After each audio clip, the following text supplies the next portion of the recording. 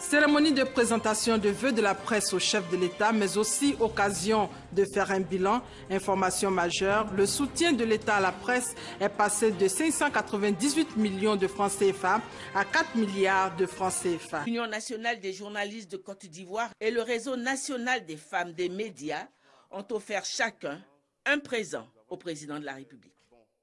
Les hommes de médias ont relevé les contraintes et autres défis auxquels le secteur de la presse doit faire face. En réponse, le président a souligné que l'État continuera de faire sa part. Quelques réactions au micro de Viviane Aimé.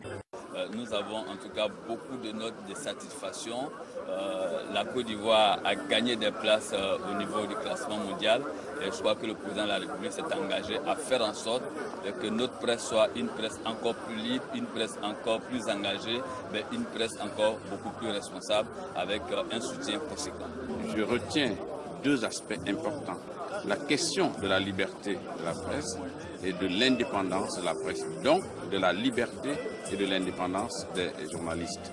Et cette liberté et cette indépendance des journalistes et des médias doit être soutenue par les pouvoirs publics. Ce qui est intéressant pour l'avenir de la Côte d'Ivoire, c'est la libéralisation des chaînes de télévision. Et ça, je pense que c'est une bonne chose pour les Ivoiriens en général, qui vont avoir une presse multiple, des informations différentes sans doute, enfin on l'espère en tout cas.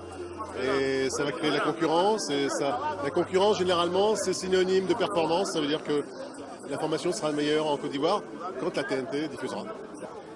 Le président de la République, dans son intervention, a démontré qu'il est au parfum de tout ce qui se passe dans le secteur.